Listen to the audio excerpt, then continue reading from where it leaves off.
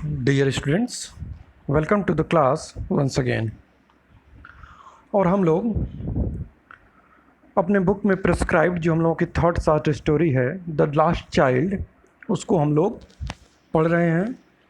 और पिछले क्लासेस में हमने पढ़ा कि किस प्रकार एक बच्चा जो है अपने माता पिता के साथ अपने घर से जो है वो बसंत के मेले में भाग लेने के लिए निकला हुआ था। और उसके साथ साथ जो है गांव से एक लोगों की भीड़ भी जो है वो मेले में शामिल होने के लिए जा रही थी। तो स्वाभाविक रूप से चूंकि मेले में जा रहा था, इसलिए बच्चा बड़ा जो है आनंदित था, बड़ा उत्साहित था, बड़ा प्रसन्न था और उछलते कूदते हुए मेले की तरफ आगे बढ़ रहा था। रास्ते में उसे एक आध खिलौनों की दुकान दिखी और उन खिलौनों की ओर वो आकर्षित भी हुआ। वह खरीदना भी चाहता था, लेकिन उसे मालूम था कि उसके माता पिता खरीदेंगे नहीं, इसलिए थोड़ा सा उदास भी हुआ। लेकिन जैसे ही आगे उसने लहलहाते हुए सरसों के खेत को देखा तो फिर उन खेतों की सुंदरता पर ही मुग्ध हो गया और फिर से ना खेतों में उछलते कूदते वो आगे अपने माता पिता के साथ बढ़ता रहा, चलता रहा मेले की तरफ। रास्ते में कुछ जगह उसे सड़कों के किनारे कीड़े मकोड़े भी दिखाई दिए जो कि उस धूप सेकने के लिए बाहर निकले हुए थे। तो कई बार उन्हीं को देखते हुए रह जाता था और उसके माता पिता आगे चले जाते थे। फिर वो लोग पीछे से पुकारते थे कि अरे जल्दी आओ, फिर वो दौड़ते हुए उनके पास जाता था। यानी कुल मिलाकर रास्ते का आनंद लेते हुए, मज़ा लेते हुए लड़का जो है अपने माता पिता के साथ मेले की ओर धीरे धीरे आगे बढ़ रहा था। तो यहाँ तक हम लोगों ने देखा। अब उसके आगे आज हम लोग देखेंगे। An old banyan tree outstretched its powerful arms over the blossoming jack and jamun and neem and champak and srisa and cast its shadows across beds of golden cassis and crimson gulmohar as an old grandmother spreads her skirt over her long ones। कह रहा है कि जब वो आगे पहुंचे तो उन्होंने देखा कि आगे एक एन ओल्ड बनियन ट्री, एक पुराना जो है वो बरगद का पेड़ था, काफ़ी पुराना था। Out stretch it's powerful arms, जिसने कि आउट स्ट्रेच माने फैलाया हुआ था, काफ़ी दूर तक फैला रखी थी। इट्स पावरफुल आर्म्स, अपने शक्तिशाली भुजाओं को यानी अपनी शाखाओं को, यानी इस बनियन ट्री की या बरगद की पेड़ की जो शाखाएं थीं वो बड़ी दूर तक फैली हुई थीं। Over the blossoming jack and jamun, और ये जो उसकी शाखाएं थीं वो जो है उनके नीचे जो है वो जो है फूले हुए जो है वहाँ पर कटहल थे। जैक माने कटहल, एंड जामन, जामन था, and Neem and Champak and सरिसा, यानी इस बरगद के पेड़ की छाया के नीचे, इसकी शाखाओं के नीचे कटहल के पेड़, जामुन का पेड़, नीम का पेड़, चंपक का, सरिसा का के पेड़ थे। Cast its shadows across beds of golden cassias and crimson gulmohar, और उसके साथ साथ इस पौधे की जो, इस बरगद की जो छाया जो है वो फैली हुई थी across beds of golden Cassis, वहाँ पर सुनहली जो है कैसिस या कैसिया के पेड़ थे, एंड क्रिम्सन गुलमोहर, और लाल रंग के गुलमोहर के पेड़ थे जिन पर कि फूल खिले हुए थे। वहाँ तक उसकी छाया फैली हुई थी और इसकी छाया इस प्रकार इन पौधों को ढक रखी थी। लेखक उसकी तुलना करते हुए कहता है, as and old grandmother spreads her skirt over her young ones, जैसे एक बूढ़ी दादी माँ जो है वो स्प्रेड्स माने फैला देती हैं स्कर्ट्स, अपने आंचल को, अपने दामन को जो है में अपने छोटे बच्चों को जो है समेट लेती हैं जिस प्रकार अपने आंचल में, उसी प्रकार यह बरगद का जो पेड़ है वो अपने नीचे इन छोटे छोटे पेड़ों के और पौधों के ऊपर उसकी छाया जो है पड़ती थी। But the blushing blossoms freely offered their adoration to the sun in spite of their protecting chaperon। कर भले ही बरगद की छाया जो है इनके ऊपर, इन पौधों के ऊपर पड़ी हुई थी, लेकिन फिर भी ब्लशिंग ब्लॉसम्स, ये खिले हुए जो फूल थे, फ्रीली ऑफर्ड, वो ऑफ़र कर रहे थे देयर एडोरेशन, यानी अपना सम्मान जो है वो टू द सन, वो अपना सम्मान जो है सूर्य के प्रति ऑफ़र कर रहे थे, के प्रति अपना श्रद्धा सुमन जो है अर्पित कर रहे थे। In spite of their protecting saffron, यानी भले ही उनके ऊपर उनकी दादी माँ यानी कि उस बरगद की छाया थी, लेकिन उस बरगद की छाया के बावजूद भी ये जो जो खिले हुए फूल थे वो किसी न किसी तरीके से जो है वो सूर्य के प्रति जो है अपना जो है सम्मान प्रकट कर रहे थे। और वो किस प्रकार प्रकट कर रहे थे?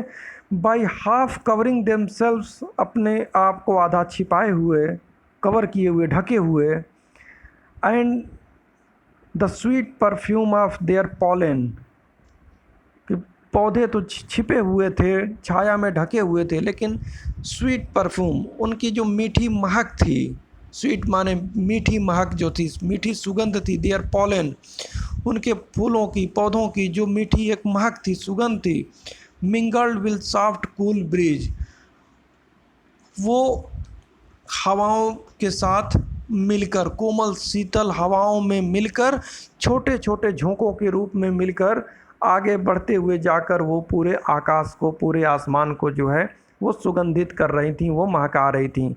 वाफ्टेड aloft by a strong breeze, यानी छोटे छोटे हवाओं से मिलते हुए, उन हवाओं से जाके स्ट्रांग ब्रीज, तेज हवा के झोंकों से मिलते हुए जाकर उस पूरे वातावरण को महका रही थी।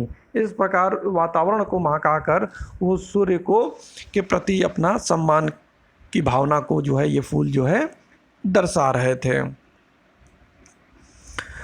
A shower of young flowers fell upon the child as he entered the grove, and forgetting his parents, he began to gather the raining petals in his hands.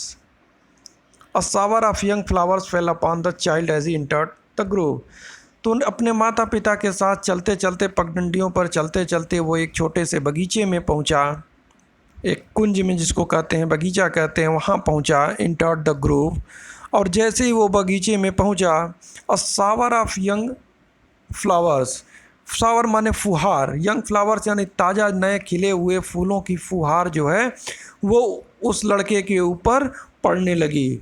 यानी जो ताज़ा ताज़ा फूल खिले हुए थे, जब हवा के झोंके चल रहे थे तो उन हवा के झोंकों से जो है ये फूल जो है पौधों से टूटकर उस बालक के ऊपर इस प्रकार पड़ रहे थे जैसे लग रहा था कि बारिश की बूंदें ऊपर से पड़ रही हों।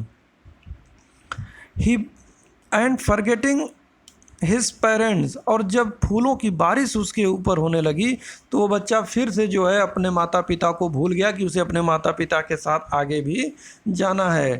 ही began to gather the raining petals in hand, और वो जो है गैदर करने लगा, इकट्ठा करने लगा, रेनिंग पेटल्स, ये जो फूलों की पंखुड़ियाँ ऊपर से गिर रही थी उसके ऊपर, वो अब इन पंखुड़ियों को इकट्ठा करने लगा, अपने हाथों में इकट्ठा करने लगा।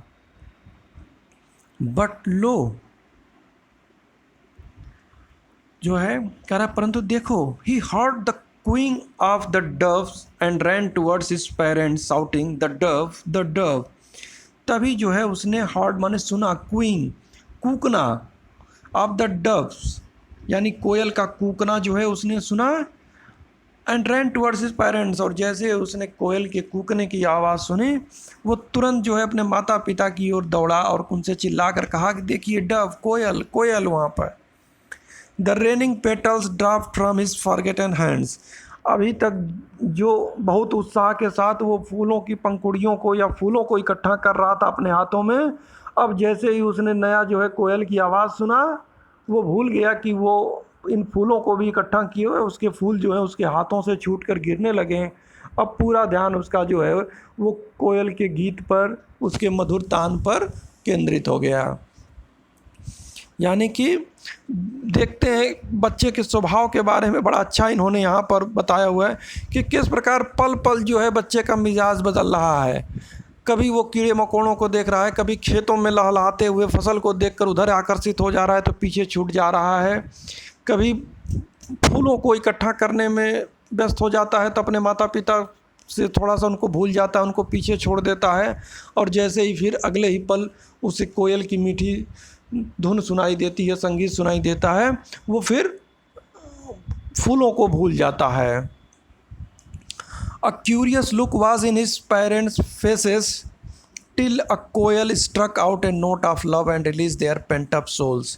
A curious look, तो जब वो कोयल कोयल कहते हुए दौड़ता है अपने माता पिता की ओर, तो थोड़ा सा वो समझने की कोशिश करते हैं कि क्या कह रहा है।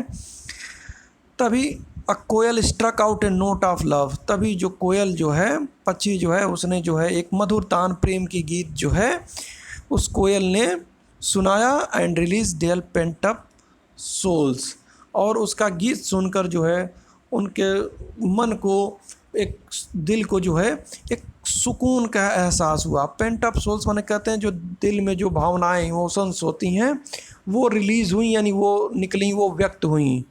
यानी कि उस बगीचे में जब कोयल का तान सुन रहे थे तो एक अलग तरह का आनंद का अनुभव जो है उस बच्चे के साथ साथ उनके माता पिता को भी महसूस हुआ, और ऐसा लगा कि उनका दिल काफ़ी जो है हल्का हो गया इस कोयल के मधुर गीत को सुनकर। Come child come, they called to the child who had now gone running in wild capers round the banyan tree, and gathering him up they took the narrow winding footpath which led to the fair through the mustard field। तो कुछ देर संगीत सुनने के बाद फिर उसके माता पिता आगे बढ़े और उन्होंने कहा कि कम चाइल्ड कम, फिर से अपने बच्चे को बुलाया कि अरे बेटे आ जाओ, जल्दी से आ जाओ। They called to the child, बच्चे को पुकारा। Who had now gone running in wild capers round the banyan tree, जो कि अब वहाँ से आगे बढ़ जो है वो gone running in wild capers, जो कि अब डांस कर रहा था मस्ती में, इन wild capers and round the banyan tree, उस बरगद के पेड़ के चारों तरफ जो है वो मस्ती में डांस कर रहा है, मस्ती में चारों तरफ गोल गोल घूम रहा था। तो माता पिता ने बुलाया कि अरे बेटे जल्दी आओ, चलो मेले की तरफ भी चलना है, यहीं पर हम लोग पूरा समय अपना ख़त्म नहीं कर सकते हैं। एंड गैदरिंग हिम अप, और उसके माता पिता बच्चे को अपने साथ लेकर they took the narrow winding footpath, उसके बाद उन्होंने उस सकरी पतली चक्करदार फुटपाथ को पकड़ा।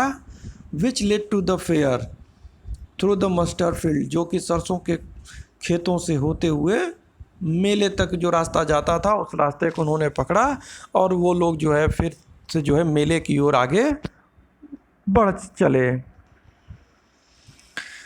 As they neared the village, the child could see many other footpaths full of throngs converging to the whirlpool of the fair, and felt at once repelled and fascinated by the confusion of the world he was entering. As they neared the village, अब जैसे ही वो लोग उस गांव के पास पहुँचे जहाँ पर मेला लगा हुआ था, वहाँ पर पहुँचे, द चाइल्ड कुड सी, बच्चा देख सकता मेनी अदर फुटपाथ, कि वहाँ तो अलग अलग जगहों से अलग अलग फुटपाथ रास्ते जो है पगडंडियाँ आ रही थी, फुल ऑफ थ्रंग्स, जिस पर कि लोगों की भीड़ जो है चली आ रही थी। यानी कि बच्चा जो है अपने माता पिता के साथ एक रास्ते से आ रहा था, लेकिन जब वहाँ पहुँचा जहाँ मेले के पास, तो वो पा रहा है कि अरे वहाँ तो कई दिशाओं से अलग अलग रास्ते आ रहे हैं, और हर रास्ते पर जो है लोगों की भीड़ जो है जमी हुई है। Converging to the whirlpool of the fair, और सभी रास्ते आकर जहाँ मेला लगा हुआ है वहीं पर आकर सब जो हैं सिमट जा रही हैं। whirlpool ऑफ द फेयर, मेला का जो है whirlpool यानी कहते हैं जो भंवर होती है, जो अगर कभी हम नदी में देखें तो बीच बीच में जहाँ पानी गोल गोल घूमता रहता है उसको भंवर कहते हैं। तो कह रहा उसी प्रकार से मेला भी एक भंवर की जैसा था, जहाँ पर कई धाराएं आकर एक ही जगह सिमट जा रही थीं। तो पूरा मेले में भीड़ लगी हुई थी लोगों की, और जब उसने इतने लोगों की भीड़ देखा तो करंट फेल्ट एट वंस, तो तुरंत उसे महसूस हुआ, रिपेल्ड एंड फैसिनेटेड, एक ही साथ वो रिपेल्ड मतलब थोड़ा उसे घृणा भी हुई, थोड़ा उसे बुरा भी लगा, ख़राब भी लगा इतनी भीड़ देख कर के, यहाँ तो इतनी भीड़ है, एंड फैसिनेटेड, लेकिन उसी समय जो है वो सम्मोहित भी हो रहा था, आकर्षित भी हो रहा था इस मेले की ओर, by the confusion of world he was entering, कि जिस संसार में वो अब प्रवेश कर रहा था तो एक ही साथ उसे घृणा भी हो रहा था लेकिन आकर्षित भी हो रहा था। यानी ये भीड़ जो है उसे कई बार उसे डरा भी रही थी, लेकिन साथ साथ ये भीड़ और ये मेला उसको अपनी ओर आकर्षित भी कर रही थी। A sweetmeat seller hawked gulab jamun, rasgulla, barfi, jalebi at the corner of the entrance, and crowd pressed around his counter at the foot on an architecture many colored suites decorated with leaves of silver and gold. वहीं पर eight the corner of the entrance, जहाँ पर मेले पर जहाँ से प्रवेश करना था वहीं पर किनारे पर जो है एक स्वीट मीट सेलर था, एक वहीं पर जो है मिठाई वाले की दुकान थी और वो हॉक्ड यानी कि ज़ोर ज़ोर से चिल्ला चिल्ला कर बेच रहा था कि गुलाब जामुन, रसगुल्ला, बर्फ़ी, जलेबी, इस तरह करके वो लोगों को अपनी ओर आकर्षित कर रहा था, बेचने की कोशिश कर रहा था। And crowd pressed around his counter, और लोगों की एक जो भीड़ जो है उसके दुकान के चारों तरफ जो काउंटर था वहाँ पर लोगों की एक भीड़ भी इकट्ठा हो गई थी। On architecture many coloured sweets, और वहाँ पर लोग देख रहे थे कि तरह तरह के रंगों, मेनी कलर्ड स्वीट, कई रंगों की मिठाइयाँ थीं, decorated with leaves of silver and gold, और इन मिठाइयों पर जो है वो सोने और चांदी की जो है पन्नियाँ लगी हुई थी, उनसे सजाया गया था। तो इन सुंदर मिठाइयों को देखकर लोगों का भीड़ जो है उस दुकान की ओर इकट्ठा हो गया था। The child stared open eyed and his mouth watered for the barfi that was his favourite sweet. अब जब बच्चा भी उस मिठाई की दुकान पर पहुंचा और देखा तो चाइल्ड स्टेयर्ड ओपन, एक टक वो स्टेयर्ड ओपन आइड, एक टक अपनी खुली आंखों से वो उस मिठाई की दुकान को देखता रहा। And his mouth watered for the barfi, और उसके मुंह में जो है बर्फ़ी के लिए पानी आ गया। वाटर्ड माने मुंह में पानी आ गया। That was his favourite sweet, क्योंकि जो बर्फ़ी थी वो उसकी पसंदीदा मिठाई थी, इसलिए बर्फ़ी को देखते ही जो है उसके मुंह में पानी भर आया और वो चाहता था कि बर्फ़ी काश मिल जाए तो मेले में मज़ा ही आ जाए। I want that barfi, he slowly murmured, उसने बड़े ही स्लोली, धीरे आवाज़ में बुदबुदाया केवल। आई वांट दैट बर्फ़ी, उसने केवल धीरे से कहा कि मुझे वो बर्फ़ी चाहिए। But he half knew as he begged that his plea would not be heeded because his parents would say he was greedy. But he half knew, लेकिन वो पहले से आधा तो जानता ही था। एज ही बेग्ड, जैसे ही उसने कहा या रिक्वेस्ट किया कि उसे वो बर्फ़ी चाहिए, वो जानता था दैट हिज प्ली, कि जो उसका ये डिमांड है, जो वो मांग रहा है, वुड नॉट बी हीडेड, वो मांग उसकी पूरी नहीं होगी। बिकॉज हिज पेरेंट्स वुड से, क्योंकि उसके माता पिता कहेंगे कि वो लालची है, कि जैसे ही उसने मिठाई की दुकान देखी तुरंत वो मिठाई मांगने लगा। तो लड़का जो है बहुत अच्छे तरीके से जान रहा है कि वो उसके माता पिता तुरंत कहेंगे, लो अभी पहला दुकान पड़ा नहीं, तुमने देखा, लालची हो, तुरंत देखते ही तुम्हारे मुंह में पानी आ गया, अब तुमको मिठाई ही चाहिए। तो लड़का ये जान रहा है, लेकिन उसके बाद भी इसलिए उसने धीरे से उसने कहा कि नहीं, मुझे बर्फ़ी चाहिए। अब चूँकि वो जान रहा है कि मिलना मुश्किल है, so without waiting for an answer, उसने जो उत्तर का भी इंतज़ार नहीं किया, अपने माता पिता से इंतज़ार नहीं किया कि क्या उत्तर देते हैं। ही मूव्ड ऑन, और बिना उत्तर की प्रतीक्षा किए हुए वो वहाँ से जो है आगे बढ़ गया। A flower seller hawked a garland of gulmohar, a garland of gulmohar. आगे बढ़ा तो उसने पाया कि एक जो है फ्लावर सेलर है, वहाँ पर एक फूल विक्रेता है, फूल बेचने वाला है, वो भी चिल्ला चिल्ला कर अपना सामान बेच रहा था कि ये गार्लैंड ऑफ गुलमोहर है, गार्लैंड ऑफ गुलमोहर, कि ये देखो गुलमोहर का हार, गुलमोहर का हार। The child seemed irresistibly drawn by the impeccable sweetness of the scent that came floating on the wings of the languid air. अब तो बच्चा जब उस फूल की दुकान के पास पहुंचा, द चाइल्ड सीम्ड, ऐसा महसूस हुआ बच्चे को, irresistibly drawn by, irresistibly मतलब हो गया ज़बरदस्ती खिंचा रहा था उसके ओर, यानी कि ना चाहते हुए भी वो खींचा हुआ जा रहा था। बाई किसके द्वारा? Impeccable sweetness. इम्पेकेबल मतलब कहते हैं एकदम परफेक्ट, परिपूर्ण जिसे कहते हैं, यानी परफेक्ट स्वीटनेस की जो मधुरता थी ऑफ द सेंट, जो हवा में जो एक मधुरता फैली हुई थी वहाँ से। यानी वो वहाँ जहाँ पर फूल रखे हुए थे उन फूलों से होते हुए इतनी शानदार सुगंध जो है आ रही थी कि वो न चाहते हुए भी उस सुगंध की ओर आकर्षित हो रहा था, उधर वो खींचा हुआ चला जा रहा था। That came floating on the wings of the languid air, कि वहाँ जो एक अलसाई हुई सुस्त लैंग्विड एयर माने सुस्त धीरे जो है थकी हुई जो हल्की सी हवा चल रही थी, इन हवा में जो है वो सुगंध जो है उस फूलों की मधुरता जो है वो उड़ते हुए उसके पास तक, बच्चे के पास तक पहुंच रही थी। और वो सुगंध इतनी मनमोहक थी कि वो न चाहते हुए भी उस सुगंध की ओर खींचा चला जा रहा था। He went towards the basket where the flowers were heaped and half murmured. He went towards, वह उधर गया उस बास्केट की ओर, उस टोकरी की ओर गया जर फूलों की जिसमें एक ढेर लगे हुए थे। और वहाँ पर पहुँचने के बाद वो आधा ही फिर धीरे से बुदबुदाया, धीरे से उसने कहा आई वांट दैट गार्लैंड, कि मुझे वो हार चाहिए। But he well knew his parents would refuse to buy him those flowers because they would say they were cheap. But he well new, लेकिन वो अच्छे से जानता था हिज पेरेंट्स वुड रिफ्यूज़, कि उसके पेरेंट जो है रिफ्यूज़ कर देंगे, इनकार कर देंगे two by him those flowers, कि उसके माता पिता उसको वो फूल या हार खरीद कर नहीं देंगे। बिकॉज दे वुड से, क्योंकि वो लोग उससे कहेंगे कि देवर चीप, की वो जो माला है वो चीप है, बेकार है, किसी काम की नहीं है, क्या करोगे ये माला लेकर, ये हार लेकर, किस काम की तुम्हारे आएगी। तो बच्चे को मालूम था कि ये भी मिलने वाला नहीं है।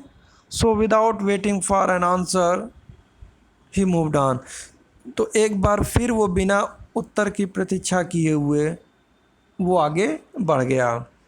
यानी जब मेले में लड़का प्रवेश कर रहा था, आगे आगे बढ़ रहा था, तो चीज़ें उसको अपनी तरफ आकर्षित कर रही थीं।